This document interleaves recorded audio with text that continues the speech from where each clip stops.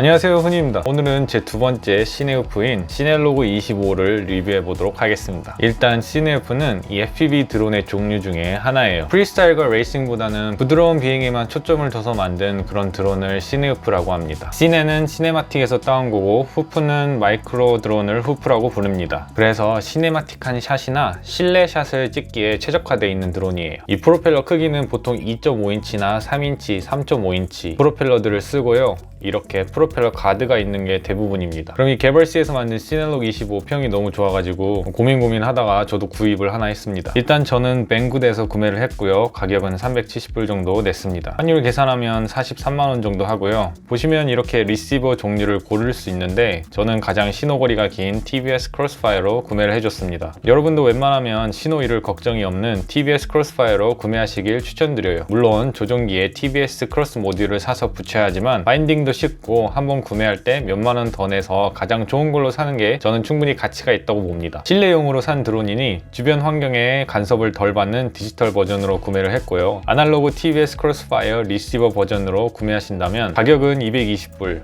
환율 계산하면 26만 원 정도 합니다. 구매하시면 받아보는 구성품은 간단합니다. 이렇게 박스 하나를 받는데요. 시넬로그 25라고 적혀 있습니다. 열어보시면 드론이 들어있고 액세서리들이 들어있고 예비 프로펠러도 4개 들어있습니다. 그리고 스티커들 역시 들어있고요. 설명서도 들어있네요. 설명서를 보니까 제가 정말 여태까지 받아본 조립 드론들 중에 가장 설명서가 꼼꼼하게 되어 있더라고요. 플라이 컨트롤러 선들을 어떻게 연결해야 하는지 지도가 그려져 있네요. 근데 이 드론은 이미 조립이 되어 있으니 저는 필요가 없겠죠. 그 다음은 바인딩을 어떻게 하는지 프로펠러 방향 설명 그런 것들도 잘 써여 있네요. 드론부터 열어서 봐줄게요. 전체적인 퀄리티가 좋더라고요. 무척 가볍고요. 카메라도 렌즈가 용롱합니다. 이 순간이 너무 설레요. 한 번도 지문이 안 찍힌 카메라 렌즈. 시네로그는 보시면 플렉시블한 카메라 마운트가 있어서 진동 흡수에 도움이 조금 되게 만들어져 있어요. 이 선은 네이키드 고프로를 전원 키는데 도와주는 줄도 미리 설치가 되어 있네요. BNF라고 바인드 앤 플라이라서 받고 나서 바인딩만 하고 바로 날릴 수 있는 드론이어야 하는데 아무리 봐도 해체를 조금 하지 않고서는 바인딩이 불가능하겠더라고요. 캐덱스 비스타를 DJI 고글과 연결을 해줘야 하는데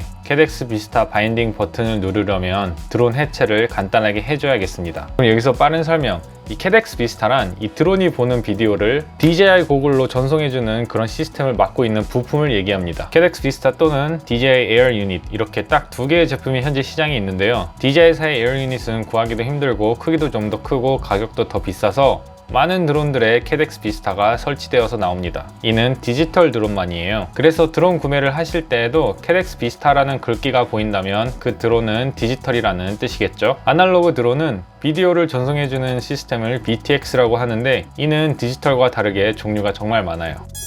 그러면 시넬로그 25로 돌아와서 제 고글과 연결을 해주고 조종기랑도 연결을 해주기 위해서 아래 판만 해체를 좀 해주겠습니다. 이는 제가 알리익스프레스 한 만원 정도 주고 산 드릴 세트인데요. 정말 좋아요. 이 FPV 드론에 입문하시려면 이런 드릴 세트 같은 건 하나 사주시는 게 좋아요. 가격도 저렴하고 가지고 있으면 여기저기 잘 쓰일 거예요. 근데 손잡이가 살짝 더 두꺼운 걸로 고르시면 좋을 것 같아요. 제 거는 손잡이가 얇아서 예쁘긴 한데 돌리기가 약간 힘들더라고요. 그럼 밑에 나사 4개를 풀어서 조심스럽게 캐덱스 비스타를 빼줍니다. 너무 세게 당기다가 선이 잘못 걸려서 뜯어지면 다시 납땜을 해야 하니까 천천히 당겨주도록 할게요. 그럼 여기 USB 꼽는 곳이 보이시죠? 이 바로 옆에 바인딩 버튼이 있습니다. 제가 예전에 캐덱스 비스타를 따로 사서 드론 조립할 때는 캐덱스 비스타를 컴퓨터에 연결해서 펌웨어 업데이트를 따로 해줬어야 했는데 이거는 갭얼씨에서 미리 다 해놨을 거라 믿고 바로 바인딩을 해볼게요. 바인딩이 안 되거나 신호 거리가 좀 짧다고 느껴지면 나중에 업데이트를 해주도록 하죠.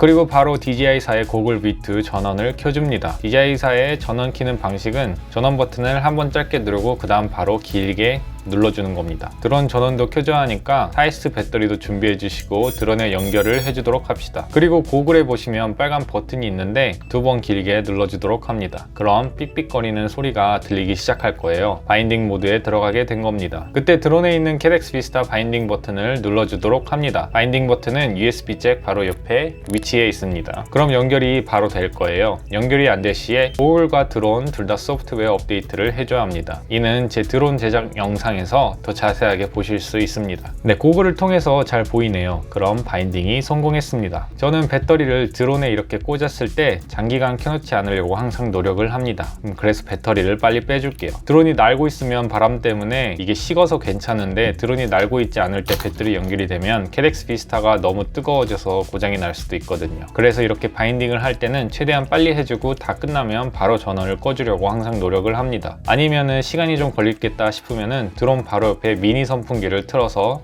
바람을 항상 쐬줍니다. 그럼 드론하고 고글 연결이 됐으니까 드론하고 조종기하고 연결을 할 차례입니다. 그럼 조종기에 먼저 이 드론 모델을 만들어 줄게요. 제 조종기 TX12입니다. 저는 아까 만들었던 게 녹화가 안 돼 있어서 지금 다시 새로 만들어 볼게요. 키신 다음에 모델을 길게 누르세요. 그럼 비어있는 곳 13번을 눌러가지고 Create 모델 만들기를 눌러주세요. 그리고 취소를 누르면 모델 13이 만들어졌죠. 여기서 다음 페이지를 눌러주면 모델 이름을 입력하실 수가 있어요. 이름은 그냥 테스트로 만들어 줄게요. 스펠링 입력은 처음에 약간 느리실 수도 있지만 하다 보면 어느 정도 적응이 될 거예요. 돌려서 스펠링을 정하고 클릭을 해서 입력하고 리턴을 눌러서 나와주시면 됩니다. 그리고 맨 아래로 내려가셔서 External RF를 크로스파이어로 켜줘야 합니다. 제가 드론을 크로스파이어 리시버가 달린 걸로 구매를 했기 때문이에요. 만약 드론을 FrSky 리시버가 달린 드론으로 샀었으면 이 조종기에 내장되어 있는 모듈을 쓸 테니 External RF가 아니라 Internal RF를 설정해 줬어야겠죠. External은 외부, Internal은 내부라는 뜻입니다. 크로스파이어는 이렇게 외부 베이에다가 따로 끼는 거라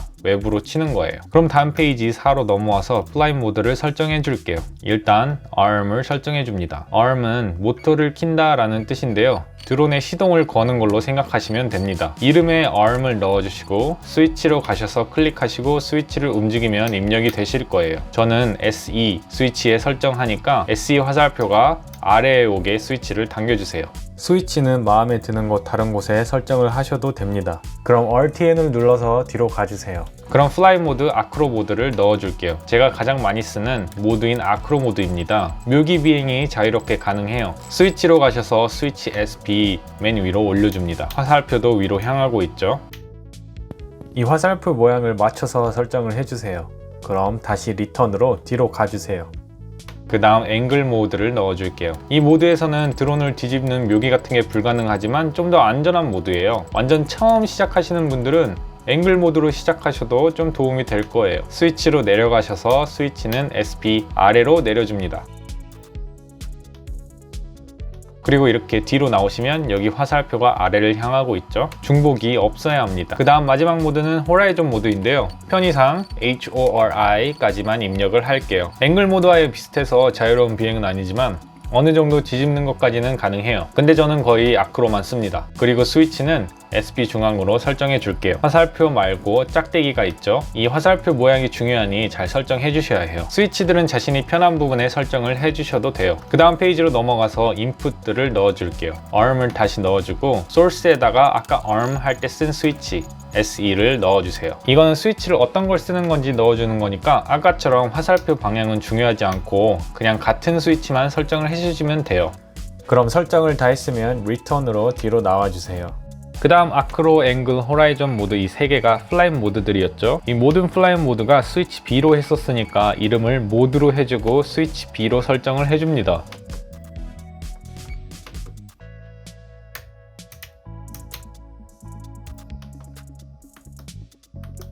그 다음 BP라는 것도 넣어줍니다. 이는 삐입을 제가 줄임말인데 드론을 잃어버렸을 때 삑삑 소리를 나게 해서 찾게 도와주는 기능입니다. 저는 이 기능은 뒤에다가 설정을 합니다.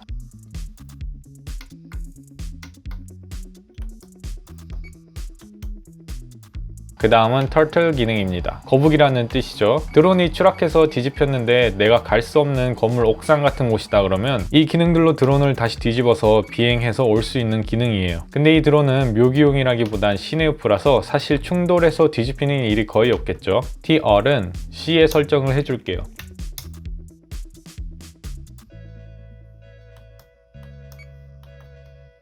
그럼 TR까지 넣어줬으면 다시 다음 페이지로 가줍니다. 그럼 믹스를 넣어줄 차례예요. 다시 ARM을 입력을 해주시고 소스를 ARM으로 해줍니다. 이미 소스가 순서대로 설정이 되어 있을 거예요. 그 다음은 모드를 넣으시고 소스도 모드인 거 확인해 주시고 그 다음 BP 넣으시고 소스도 BP인 거 확인을 해주시고, 그 다음 TR도 넣으시고 소스도 TR인 거 확인을 해주세요. 그럼 일단 기본 설정은 끝이 납니다. 그럼 이제 제 조종기에 이 크로스파이어 나노 RX를 연결해야겠죠. 일단 조종기에서 시스템을 오랫동안 눌러주고 크로스파이어 컨피규레이션으로 들어가서 바인드를 눌러주세요. 그럼 바인딩 모드로 들어가게 됩니다. 드론을 아까 해체하고 보이는 이게 크로스파이어 리시버예요. 여기 누를 수 있는 스위치가 하나 있습니다. 이게 바인딩 버튼이에요. 바인딩 버튼을 너무 세게 누르지 않도록 조심해 주세요. 너무 세게 눌러서 저 작은 스위치가 고장이 나면 저 리시버만 다시 사서 납땜해야 할 수도 있습니다. 그럼 이게 좀 어렵습니다. 저 버튼을 누른 상태에서 배터리 연결을 해줘야 해요. 그리고 나서 다시 바인딩 버튼에서 손을 뗐다가 다시 길게 8초 동안 눌러주세요. 설명서엔 8초라고 했었는데 저는 누르고 거의 바로 초록불이 들어오더라고요. 그리고 바로 빨간불로 바뀌었는데 이게 조종기와 연결 중이었던 것 같습니다. 그래서 조종기를 보시면 바로 뭐가 뜨죠? 처음에 그걸 바로 못 보고 바인딩 버튼을 다시 누르려고 했었습니다.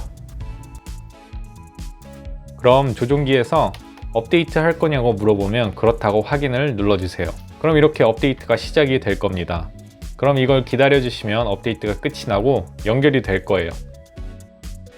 이때 이 과정이 너무 오래 걸리는 것 같고 좀 걱정되신다 하시는 분들은 캐덱스 비스타의 미니 선풍기를 틀어주는 게 좋습니다. 너무 뜨거워져서 고장이 나지 않게 바람으로 식혀주는 거죠. 리턴에서 뒤로 나오시면 여기 아까 2개가 보였는데 이제 4개가 보이실 거예요. 그럼 연결이 된 겁니다. 그럼 이제 베타플라이스로 드론을 연결해서 마무리 설정을 해줘야겠죠. USB 케이블을 이용해서 PC에 연결을 해줍니다.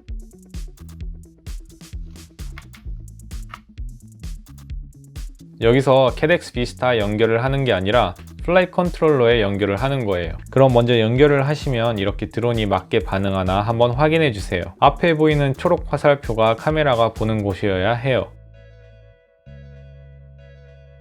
그 다음 포트로 들어오시면 이렇게 설정이 되어 있을 겁니다. 이미 세팅이 되어 있죠. 한번 설명서랑도 매치가 되는지 확인을 해줬습니다. 그 다음 컨피그레이션 탭으로 가서 한번 봐줄게요. 미리 만들어져서 파는 바인드 앤 플라이 드론들은 설정이 거의 다 되어 있어요. 엑셀러미터 켜져 있고 리시버 크로스파이어 설정되어 있고 에어 모드도 켜져 있네요. 딱히 여기 설정을 바꾸거나 하지 않을게요. 겟워시의 설정을 그대로 한번 날려보려고요.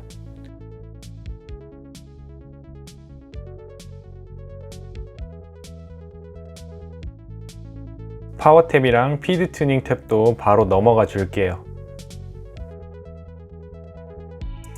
그냥 조종기가 제대로 연결됐는지 한번 확인을 해줄게요. 스로틀, 야, 피치, 롤 다 제대로 움직입니다.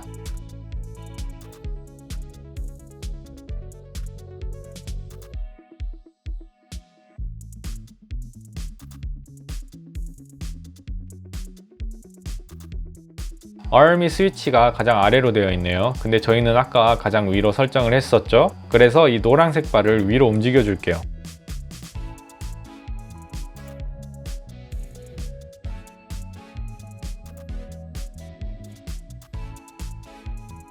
그리고 저는 보통 앵글을 가장 위로, 호라이즌을 중앙으로 해놓으니까 이것도 노란색 바를 옮겨 줄게요.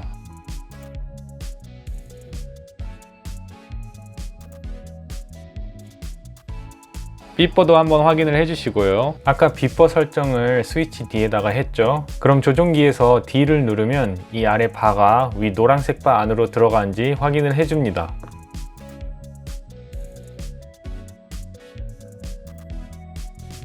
터틀 모드를 설정했었는데 다른 걸로 들어가 있네요. 이걸 없애고 터틀 모드로 다시 만들어 줄게요. 그리고 스위치 C를 움직여서 확인도 해줍니다.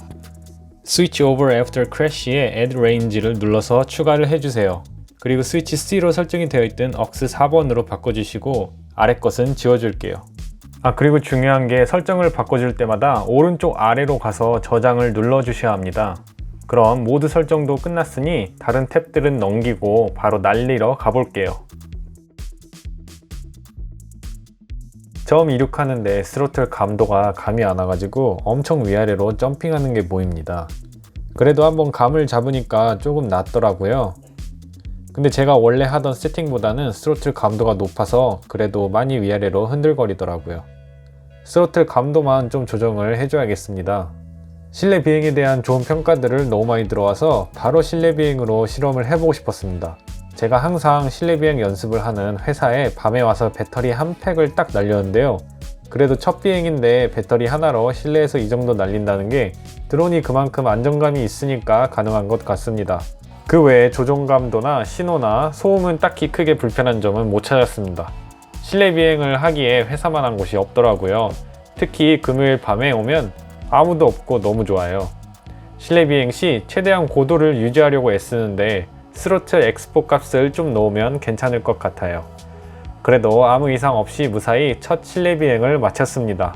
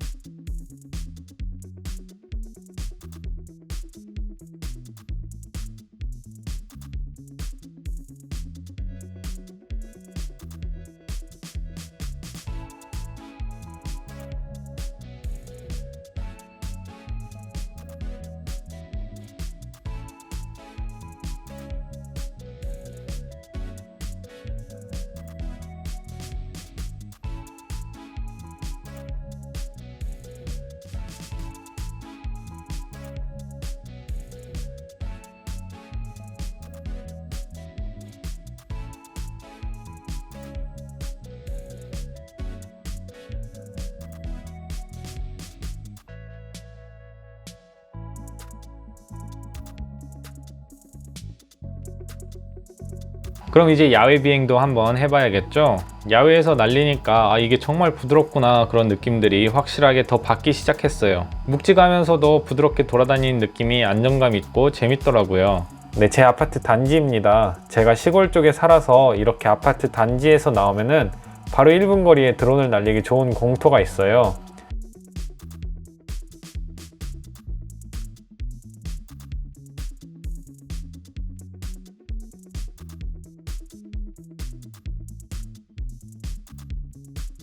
속도도 꽤나 나고 제가 원래 시네우 프로는 프리스타일을 아예 안 하지만 파워룹도 한번 시도를 해봤습니다. 파워룹도 해내고 나무 꼭대기에서 다이빙도 어느 정도 하더라고요. 근데 맨 아래에서 좀 진동이 느껴지는 프롭 워시가 있었습니다.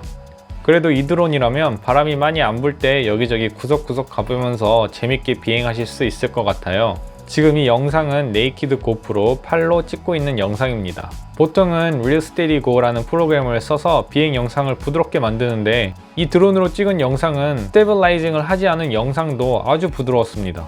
그래서 지금 그냥 찍은 그대로의 영상을 보여드리고 있는 거예요. 그림자가 너무 멋있게 옆에 보이더라고요. 이렇게 낮게 나는 것도 쉽고 정말 날리기 재밌는 드론인 것 같아요. 그럼 오늘 이렇게 시넬로그 25를 언박싱부터 시작해서 바인딩 그리고 리뷰까지 한번 해봤는데요. 여러분도 실내 비행에다가 야외 비행까지 약간 관심이 있으시다면 시넬로그 25 이건 아주 좋은 제품인 것 같습니다. 그리고 요번에 새로 나온 시넬로그 35 즉 이것과 똑같지만 좀 더 커서 네이키드 고프로 말고 온전한 고프로를 올릴 수 있는 드론도 좋은 선택지겠죠. 단점이라면 이 바인딩 하는 과정이 좀 번거로웠다인데요. 이 해체 작업을 좀 해야지 바인딩이 가능했었죠. 근데 그거 외에는 딱히 크게 불편한 점이 없었던 것 같습니다. 날리기도 되게 쉬운 드론이고 부드럽게도 잘 날아서 초보자도 날리기 좋은 동시에 이쁜 영상을 전문적으로 찍으려고 해도 꽤나 좋은 드론으로 쓰일 것 같아요. 이 프로펠러 가드를 보시면은 카본 파이버가 아니라 플라스틱이라서 충돌에 좀 더 약할 수는 있겠지만 워낙 충돌을 안 하는 그런 기체이니 크게 걱정을 안 해도 되겠죠. 그럼 앞으로도 이 드론으로 예쁜 영상을 많이 찍어서 종종 올려드릴게요. 영상이 도움이 되셨다면 구독 버튼 한 번씩 부탁드릴게요. 그럼 해피 플라잉!